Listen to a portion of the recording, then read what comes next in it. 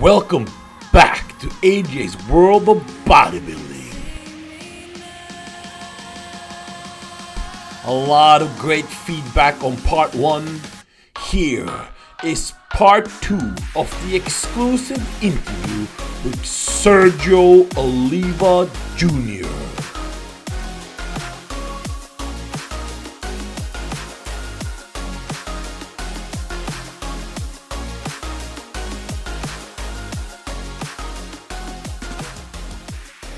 Welcome back to AJ's World of Bodybuilding Part 2. So Sergio, now we are 2022. Your dad was a big-time Olympia legend.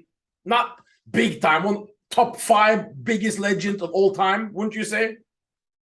Yeah, no pressure. It's been 3 years without Sergio on the Olympia stage. We are in July. What is the plans to get Sergio back, and how is it going to happen on the Olympia stage? The plan is for me to, I need to fill out a little bit more body parts on my body. I need to fill them out to where I feel confident. So going into the last shows, I had pulled my hamstring a little bit. I was doing some hyperextensions. I just pulled it slightly. It was just enough that I couldn't do legs leading into that Legion show. So it's just a bunch of little random ass things that kind of stopped me from being my best. So I've been dealing with those, and now I'm finally back to 100% health. I just kind of want to just make my legs humongous. I want to make my back ridiculous. My chest can always be better. So once I want to fix those things, then I feel like I can go into a diet just 100%, not worrying about, oh, this is too small, this is this and that. Because the next show that I come, I need to be peeled out of my mind. I need to be the most in shape I've ever been in my entire life. So the cutoff for the Olympia is like pretty soon. It's going to be in like a couple of months. So there's no reason for me to move out here and then force myself to get back into one of these qualifiers to just compete this year. I'd rather just continue growing out here. It's the whole reason I moved out here.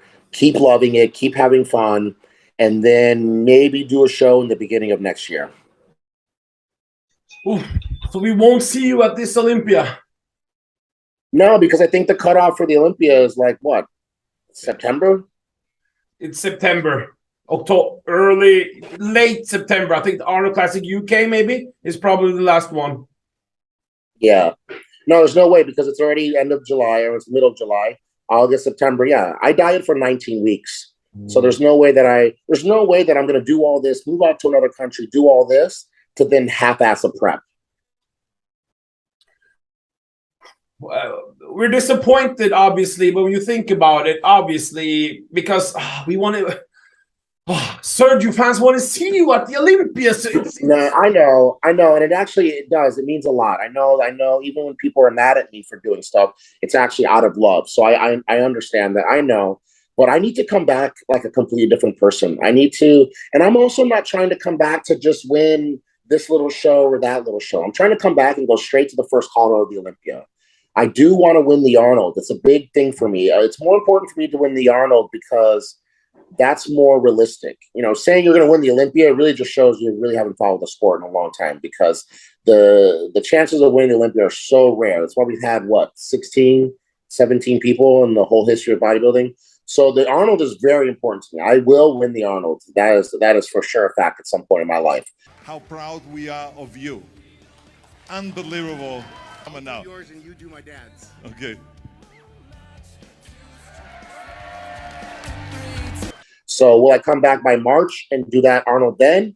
Or will I come back and do a show and just qualify and then have the whole year to get ready for the Olympia? I don't know. But what I'm not going to do is I'm not going to just do a show for other people anymore. I finally have a sponsor that isn't stressing me about doing shows. Who's your They're sponsor? not forcing me. That was Black Skull. Hello, Black Skull Army and friends. I am Sergio Oliva Jr., IFBB Pro Champion, and the new Black Skull New Global Ambassador. Okay. That was one of the first things that they said. You know, they said, obviously, you know, if I do well, that's a great thing for them and the company. But that's the least thing that they're worried about. is me and how I place at shows and stuff like that. And that's rare. No sponsor is going to tell someone that. Like, hey, just focus on, doing what you love and don't stress so much about if you don't do something, we're going to drop you. That's rare. But they're a different company. They're still paying Cedric. They're still paying Cedric's family. And that's no one's ever done. I know Aaron. They're still paying Cedric's family after he passed away now. Yeah, he still had May, June, July. He still had almost 6 months plus left in his contract, and they're paying all of it to his wife. And I think Aaron did something for Dallas. I think he did something for George. But otherwise, no one's doing that. As soon as that person, something happens, they're done. They're not cutting your checks for your family. That's not a thing. So that shows what kind of person they are. They did the same thing with Josh Nardowitz. When Josh had his tumor and he couldn't compete, they kept paying him and finished out his contract. They're very, very respectable, and they're very honest people. So finally, I have someone who's not forcing me to do something. I'm finally out here by myself. I don't have to do anything that I don't want to do. So I'm going to come back on my own terms. And AJ, to tell you the truth, man, the expectations for me started getting so high and the hate for me so much for no reason that I kind of want people just to forget about me. No, I don't like. No, how can we forget about it? Sergio, stop it now. But I don't mean to forget about me. I just mean put your focus on other people. Focus on those other people. Hunter and Nick and them, that hype going into the show. That's exciting. Focus on that. Don't worry about me, because I'm doing the best I ever have. And if I'm saying that, that means I'm fucking doing really good, because for the last 4 years, I've gained like 20 pounds. So if I'm doing the best I ever have, I don't even know what I'm going to look like when I come back. But I will tell you that it will be the first call of the Olympia, and it will be for sure a win at whatever show I do. So I kind of want to get into okay, let me explain it better. I want to get on like a Dorian level. People didn't forget about Dorian when he was gone, but they definitely were all up on Chris Premier and Sean Ray and Flex Wheeler, and all the magazines and all the focus was on them. They knew in the background this guy was fucking doing damage on his own. And that's kind of more what I mean. I don't want any kind of focus on me. I want to do my own thing, and I want to come back and just drop jaws. Well, we've had a hard time in 2022, and I always said 2023 is the year of Michael Jordan, it's the year of the greats. So maybe this will be the year of. I like that.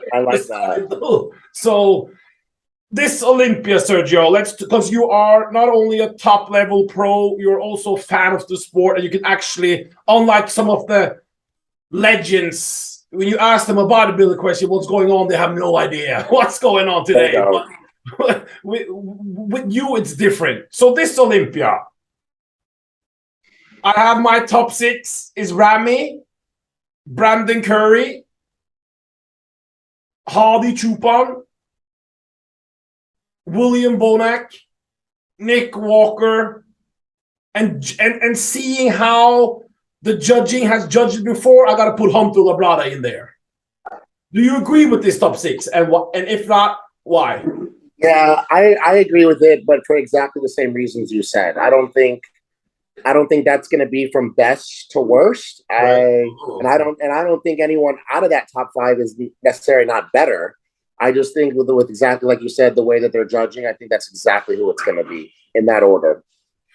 There's a great new group of new guys coming in. As we know, bodybuilding now is actually, I don't know why people are complaining, because there's tremendous level. Guys are big, they're shredded, they're new guys coming out from all around the world. It's not just from Americas, The top 4, the rest of that top 4 though, in the top 10, that's where it gets tricky. Give me your rest of the 4 you see, even though there's still guys who can.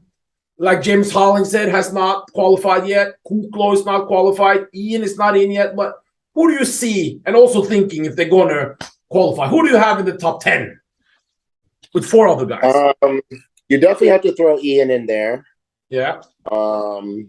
I've known Charles for a long time, and I know that reason why people haven't been talking about Charles Griffin is because he went from dealing with personal issues with his family to having hernia surgery, to having his legs really be lagging. So we're just now starting to see him firing on all cylinders. So I think he's actually going to look even better by the time he gets to December, because he just started getting his legs and his midsection together. So now that I know how it feels when you win a show, you were just fueled with so much momentum that I feel like he's going to come in a lot better. But I think it's going to be like a Raphael, someone coming from a different country that is going to crack that top 10. Ian's definitely, in there. Ian is in. Even though he hasn't qualified, we already know, he's top echelon. But I'm more excited for maybe some people no one's expecting to kind of hop in there. That would be great. But I really don't know. I would kind of have to look at the list to see what it is at the end. We could do another show recap right before the Olympia. We can do some Olympia predictions. But I do know that what Hunter looked like at the Olympia was the worst he's looked. And I think he looked better in Chicago. And I think him as well, this is something else people don't know. He was dealing with injuries. He was dealing with a lot of things that was going on. This is the first time Hunter's ever had a whole year to get ready for a show. So I actually think he's gonna come in better, for sure. He's gonna look better than he did at the last Olympia. How much better that will be? Is it enough to, keep Nick off of his heels? I don't know. They both made tremendous gains because they both have had time off, which neither one of them have done. And that's something that also people don't want to talk about. When you're getting ready for a show constantly, you are not really necessarily growing that much. You're taking in such a deficit of calories, carbs, dropping water, getting ready for shows. You do get the rebound after the show, which also helps. But this is how it used to be back in the day. Guys would be qualified and we wouldn't see them until the Olympia. Sean Ray, I think Sean Ray did like 3 or 4 shows in his entire career.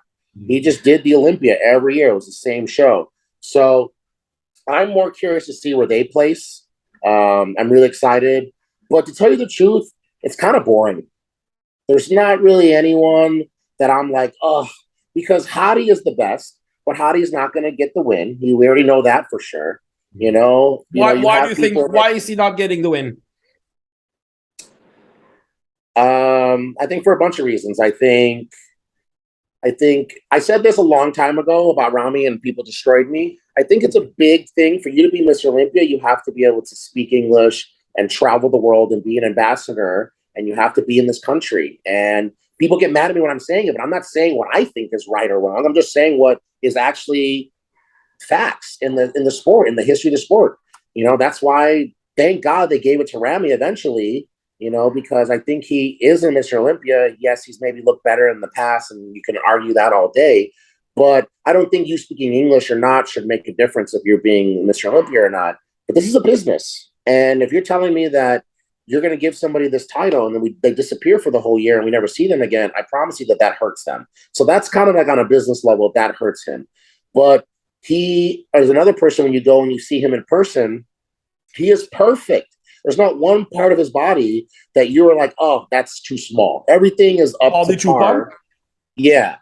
But when you stand him next to people who are bigger, taller, wider maybe, then it's a little bit harder. But it's like one of those things, because if Hadi's never going to win the Olympia, then that means Nick is never going to win the Olympia. They're the same height, they're same dimensions, and you have to think, how many Miss Olympias have we had that were short?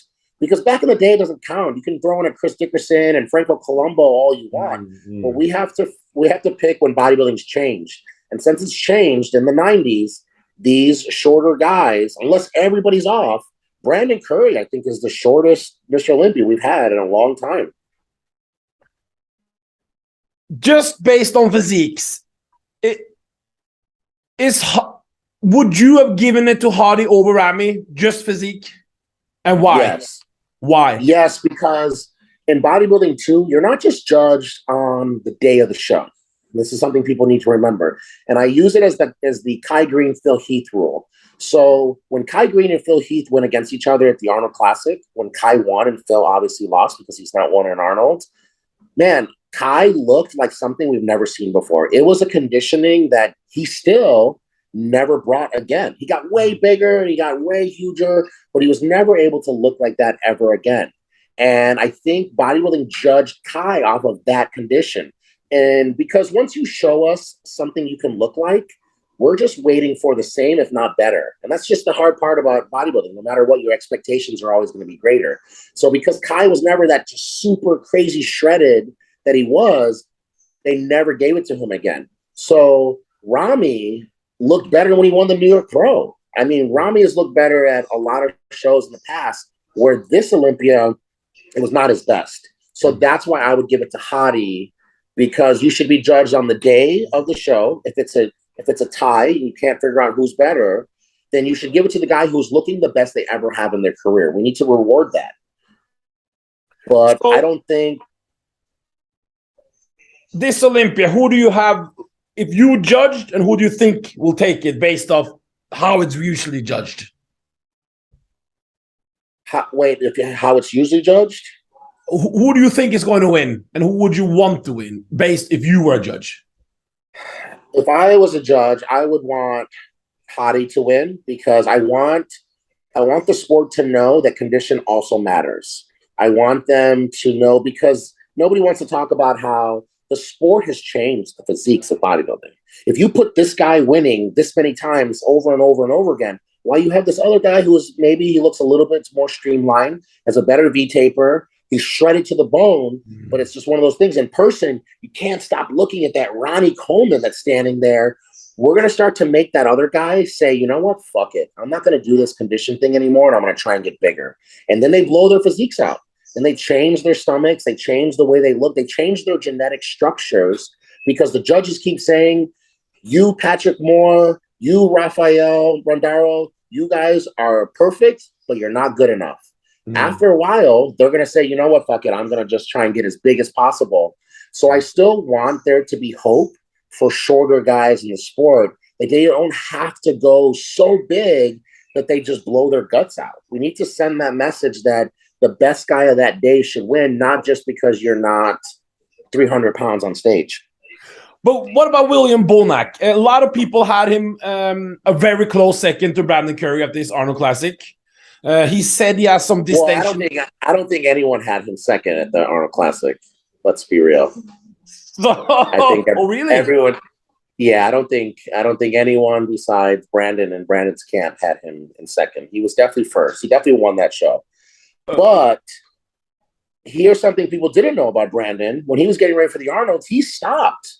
That break that he took from guest posing the Pittsburgh show, he wasn't even working out. I talked to his coach. He took a complete break from the gym, went and spent time with his family. He went to all the football games. He went to all the track meets. And that is amazing. That is so great. And that's what we need from an ambassador of being Mr. Olympia, is that you can also have a life. But I think by the time he was ready for that show at the Arnold, the improvements that Bonac made the previous year, because we need to reward improvements. It's a big thing in this sport. If you're, I don't know how old they are, you know, what's Bonac, 40? 40. Yeah, you're 40 years old and you look like what you did at the Arnold compared to what you looked like at the Olympia last year. We have to reward that. I don't even know how that's possible at that age. So I think the improvements Bonac made to that show and the improvements Brandon made from the last time we saw him, Bonac won. And throwing on stage, he was way more conditioned on stage. But what about the gyno and distension? He said himself during the Boston Pro, he said, I'm going to fix this. Is that not something you think was a problem? He said it because they told him that. Yeah. Yeah. Are we talking about how no one's ever won a show because their stomach was distended? And remember too, we're comparing him to Brandon Curry. People want to bad Brandon Curry all they want. You know, they can talk shit all you want. All of us would kill our own family member to look like Brandon Curry. He is one of the most aesthetically pleasing bodybuilders. But because he's not shredded to the bone, he's got crazy separation, stuff like that, he gets people that attack him. But my point is if you have a great stomach or you have an okay stomach, you stand next to Brandon Curry, immediately you have a distended gut. Immediately you have a wide waist. Immediately you have a this, you have a that. So let's remember, too, he's standing next to Brandon Curry. His silhouette alone should be the logo for bodybuilding. He's one of the only people who can do my dad's pose still correctly. So was it really distended, or is he standing next to the smallest waist that we still have left and open? You know, so that's the hard part. But the gyno, that's definitely something we cannot be rewarding if someone has gyno or any kind of signs of that. But Ronnie Coleman won like 5 Olympias with gyno, so let's stop. Let's stop. What they do is they make a decision. That's what they want, and then they find things to say. This is why you lost, but they have nothing to do with it. Quick question before the Hunter and Nick: did you believe Brandon was able to beat Phil Heath in 2020? In 2020 at the Olympia? Oh, did you believe Brandon yes. could do it? No. I thought Phil was going to win. I thought Phil was going to win for sure. And remember how Phil was talking? He was just dropping F-bombs left and right. He was going to do this and he was going to do that. And it's one of those things. Phil, we are always going to compare Phil to Phil. And that's why it's just never going to work, because I think Phil is the greatest Mr. Olympia ever. And comparing anyone's physique, especially Phil's now, to what he looked like before, it just looked bad. But if we just kind of like erased all those Mr. Olympias and Phil came out like how he did in 2020, we would be like, holy shit, look at that guy's back. His legs are humongous. He's got the biggest arms on stage. His shoulders are so wide. But because we know what his stomach used to look like and what it could look like, we deduct him because of that. We all do. The judges, his fans. And that's the part of bodybuilding that we don't want to ever talk about, is that you are judged also from your past shows. Last question about the Open then. Hunter Labrada, I was predicting the epic rivalry between you and him in 2021. I was hyping it like it was a Mike Tyson on the Holyfield fight. And then sadly, things didn't work out. We couldn't see it. Now he's in the mix to be in that top 5, top 6. Nick Walker, who has the most support I've seen in America, at least amongst the young guys. I've seen people are absolutely going crazy for the Walker. What is it? The Mutant? No, what is it? The Mutant Nation? The Mutant? Yeah. No. Yeah? Yeah, this is Mutant Nation, yeah. Yeah. Who do you think will place higher? Nick Walker or Hunter Labrada? And why? I think Hunter's actually going to get the nod on him again. Oh. And I think it's because of what I already said previously. Hunter looked like what he did at the last Olympia with competing in, during shows all year, still was getting over his muscle tears that he had. So now over the full year, and he just built a brand new gym. He's got like a gym that he built for himself, personal gym. So I think he for sure is going to look better. Where I think changing your coach, like Nick did, is very risky, very risky. And I'm just going to be ignorant and I'm going to talk because I have no idea who his new coach is. I mean, I know who he is, but I don't know who he really is. So it's very easy for me. So it's very easy for me to say Nick's not going to do as good as he did with Matt. So he's going to be just about the same, if not a little bit less, where Hunter's going to be a little bit better. And that's going to be enough to kind of put him over. So those are the reasons why I'm saying it has nothing to do with work ethic, who's working harder, who's stronger, who's got, more political push behind him. It has nothing to do with that. I think Nick looked actually really good. I think Nick got screwed at the Olympia. I think it was the same thing. And this is something we need to keep talking about. Once you show a certain type of look, our expectations are like, oh my God, I can't wait to see when he's better. But Nick did not look worse than he did at the Arnold or the New York Pro when he did the Olympia. No way. We just were like, oh, what's next? And when he kind of came out exactly the same, I think they were just kind of like, all right, well, we want better. Where Hunter came out so much bigger, he was way bigger in size. He was able to stand in that first call out, he didn't look small. So my point is that now Hunter, no matter what, is going to look better, way better than he did last year, because last year was really not that great. So I think that difference is going to make us seem like, oh my God, he's way better. But really, he's just better than what he was the year before. I just think some of the fans have a little bit problem with, there's so many people saying he didn't look that great, but still he got the 5th best built man in the world. I don't know. It's crazy when you think about it, isn't it? Yeah, no matter what, especially for me, man, we grew up together. I gotta like now sit and watch, guys that, I could stand with doing it. They're doing it, There's no how more. does that make you feel? Because you and Hunter, you were always the superior bodybuilder than him coming up.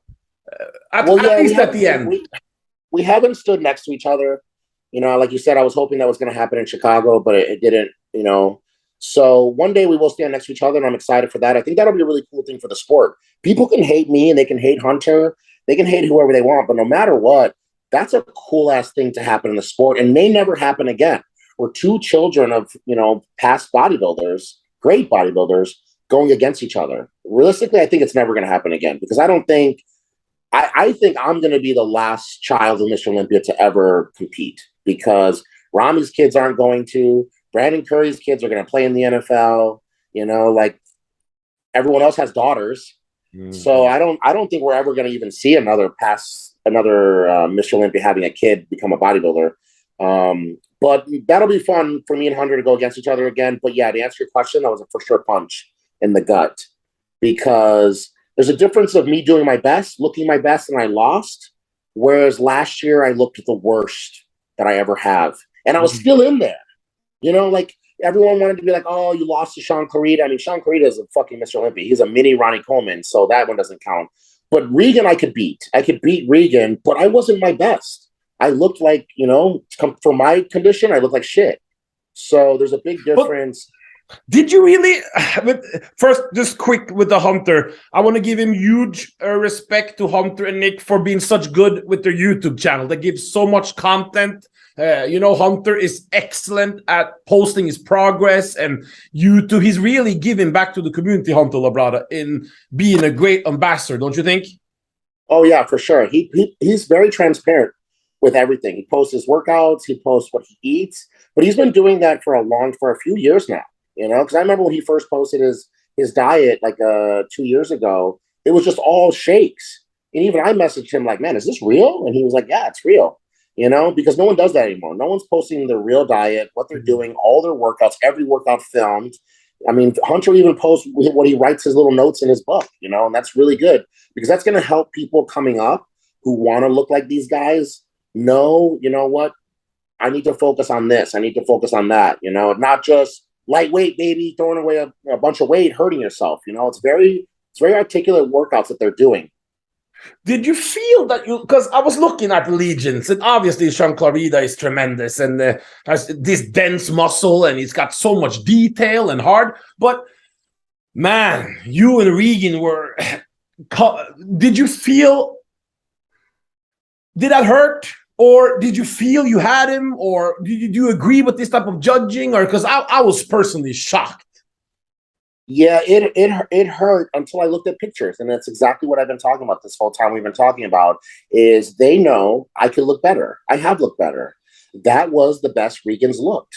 You need to reward guys that look their best on that day, as opposed to maybe a guy who still looks better than him, but he can look way better. They started doing it to Cedric. Cedric probably could win every show he ever entered. But after a while, we started wanting him to be a little bit more cut. We wanted him to be as cut as he did when he won the Arnold. And that doesn't mean that he wasn't better than someone, but if someone's coming out of nowhere and it's like, holy shit, man, Regan looks the best he ever has, we have to reward that. That takes something, you changing in your lifestyle to make that happen. It wasn't just like, oh, I ate some rice and that happened. So we should be rewarding bodybuilders that look different, and that's what it was. And that's fine. I have no problem losing when I'm not my best. If I was my best and I had lost, that'd be a completely different subject. Do you see Regan? Because a lot of people, well, magazines, as they say, the new Mr. Olympia, he's been called that a couple of times.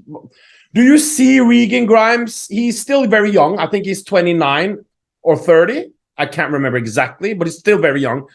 Do you see Regan Grimes as a future Mr. Olympia?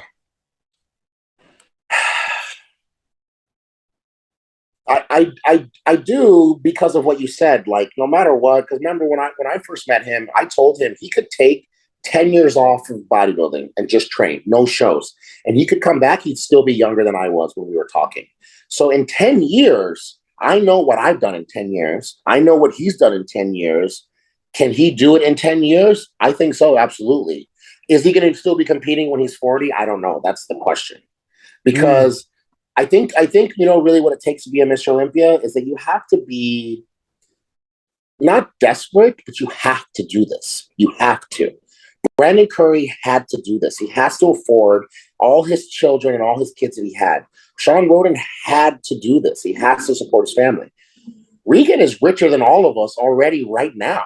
He's bringing in more money than all of us. So in bodybuilding, you need that, like, oh, I have to do this or I'm not going to pay my bills type of level. I'm not saying you have to be poor, but you have to have this, like, man, I don't have another choice. And those are the Mr. Olympias that we have. Maybe besides Ramy. Ramy's got everything taken care of, for the rest of his life. So I think that would be the only thing that would ever hurt Regan is really, to tell you the truth, he doesn't have to do this. He could retire tomorrow with his 1 million followers and ride on that with all his sponsors for the next 10 years. So we don't know. I don't know what's going to be different in the next 10 years. All I know is that he's not stressed in his life. And sometimes you have to have a little bit of stress because that makes you kind of go to that next level. We want to congratulate Regan with doing, as people don't know, for people, he has so many sponsors, and I love it when the athletes actually can get paid, and he figured how to get paid, and incredible job by Regan Grimes. Well, and manager Matt too, because having a good manager like him who is working diligently for someone like him also helps. But Regan's marketable. Manager Matt has had other clients that are not as marketable as Regan, so it makes his job a lot harder. So I think they're a really good team because they can help each other's assets better. So I think that helps. But you're right. I think Regan's changing the game. Regan and Nick are changing the game when you're getting into the sport, because you know what no one's going to say anymore? Oh, don't do bodybuilding. You can't make money in that. That's not true anymore. You can absolutely be rich. Bumstead is rich. All these guys are rich. Some quick questions before we're going to end it with your advice to how we can improve the positivity of bodybuilding. We got to end with that. So quick questions first and quick answers. Will anyone beat Chris Bumstead at this Olympia? No. He'll retire before the guys that can beat him will beat him. Who do you have as top 2 in Classic?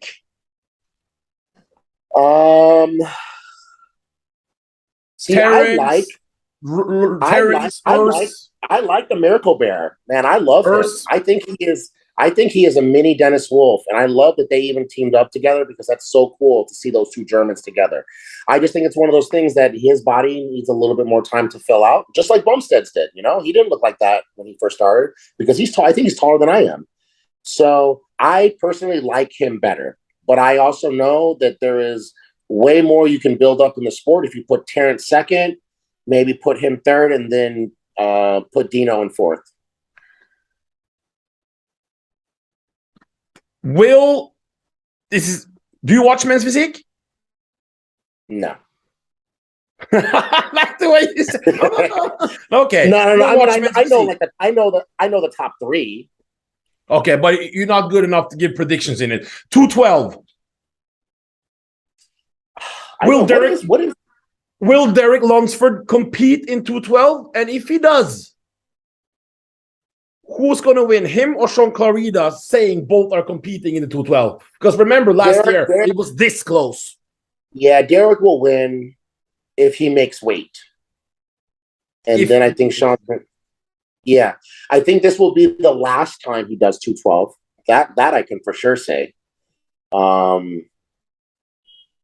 man, Kamal, man, I don't know if it's maybe because Kamal's lifting with Nick or what it is, because man, he is looking the best he ever has.